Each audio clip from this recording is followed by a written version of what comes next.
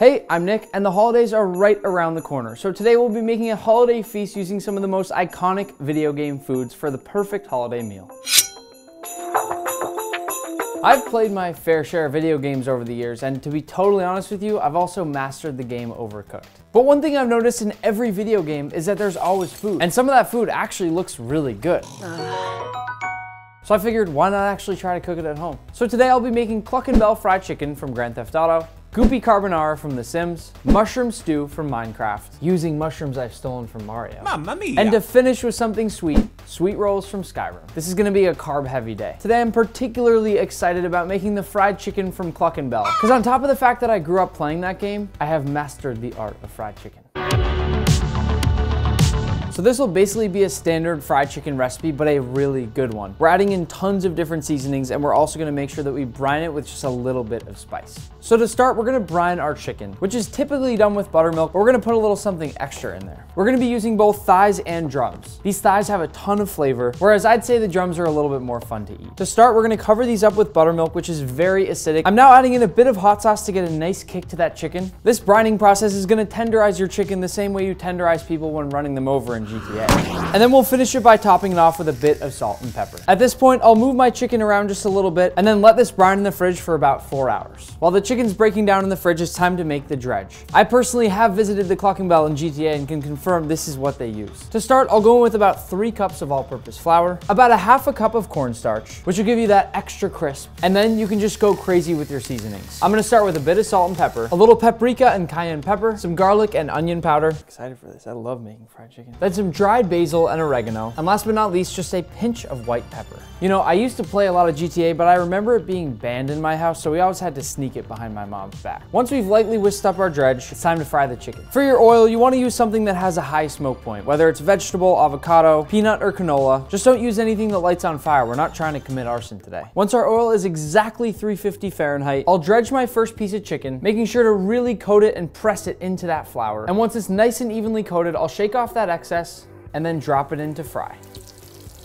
Here's a little pro tip. If you want to make it nice and extra crispy, just like they have at the Cluck and Bell, drip in a tad bit of your batter into your dredge and then mix that around. It'll make a bunch of nice chunky little bits, which will stick to the chicken and give that super extra crisp to the edge. The more of the crispy bits you add, the more of these little edge pieces you'll see. This video is actually my subtle hint to you that I'll soon be opening the first Cluck and Bell franchise in the United States. And I already have the perfect slogan, Cluck and Bell, where all crime is legal. That's a beautiful piece of fried chicken. The frying process should only really take a couple minutes, but you just want to make sure that chicken is cooked all the way through. This right here might look kind of crazy, but if your chicken doesn't look like this before you fry it, it's not gonna have that beautiful crispy web that climbs all off of it. This is fried chicken perfection.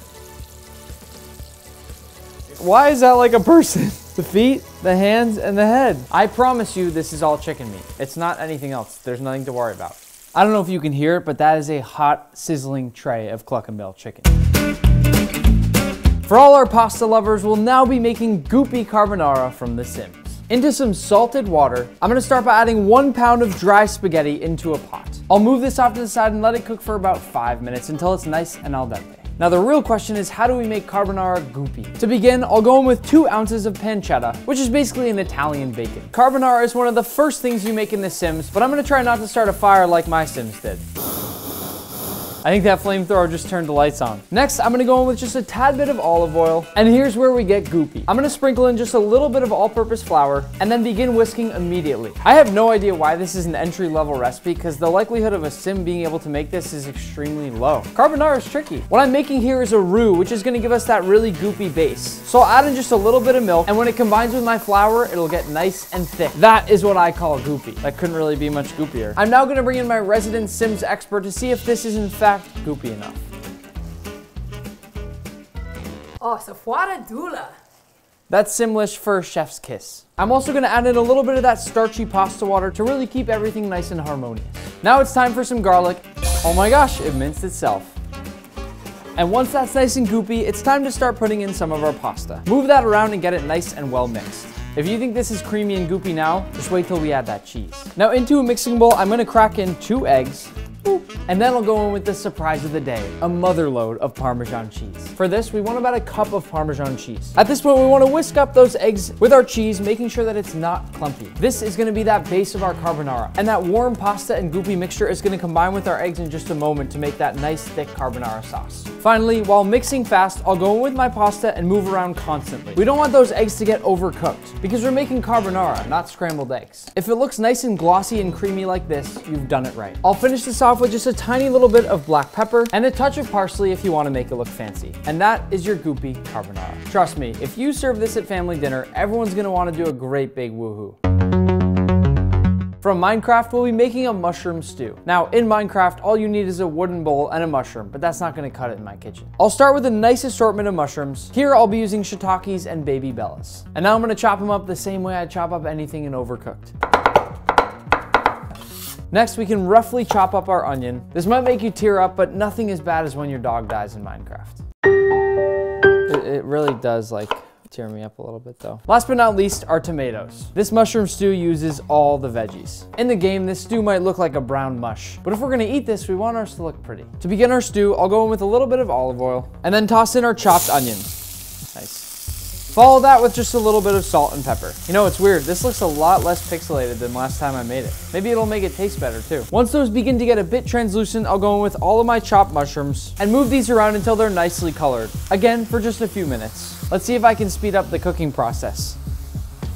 Now it's time to add in a nice big hunk of butter. You know, that was pretty block shaped. A few sage leaves, a little bit of thyme, which I happen to have right here, fresh from my garden, a nice little bit of onion powder, a little pinch of flour to thicken things up a little bit, then a bunch of our nice block shaped tomatoes. Then to finish things off, a little bit of chicken stock and a nice little splash of milk. You know, the more I think about it, the more I realize I kind of like the way it looks on Minecraft. I think we should go for a smooth consistency to perfectly mirror what they do. So I'll toss this into my blender and pulse this up to make a nice creamy mushroom stew.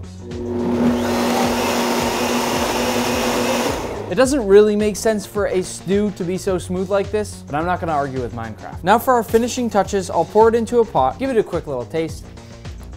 Ow, that's hot. And add in those final touches. A little bit of salt and pepper, just a touch of white pepper, a hint of garlic powder, and just the slightest bit of cayenne pepper. This here is the perfect Minecraft mushroom stew.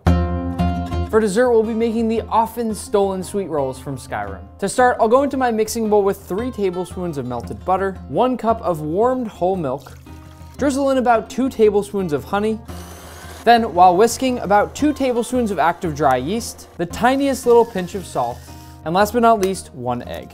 I had to fight off a lot of white run guards to get this egg. I shot one of them in the knee with an arrow. This is the most resilient egg yolk I've ever seen. It's not broken yet. Assuming I can break the egg yolk, we'll whisk until it's well combined. Finally, I'll go in with 2 cups of all-purpose flour, then let this mix once again until a smooth dough forms. And then it's time to spray.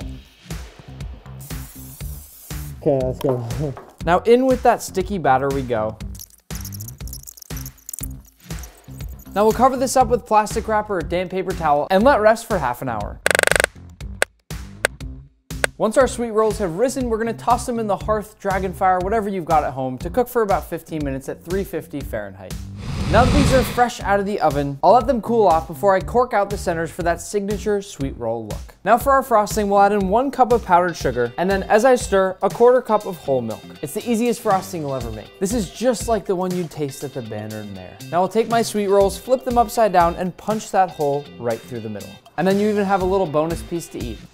To finish these off, we'll lay our glaze right over the top of each one, and there we have sweet rolls, just like the Dragonborn used to make. And there you have it. We have a holiday meal here, all made from foods from your favorite video games. We've got the Goopy Carbonara from The Sims, then the mushroom stew from Minecraft, which I must say looks uncanny. Then perhaps my favorite, Cluck and Bell fried chicken from GTA, the sweet rolls from Skyrim, and to top it all off, I grabbed myself a root beer from Tapper. Now, for the moment I've been waiting for the entire day.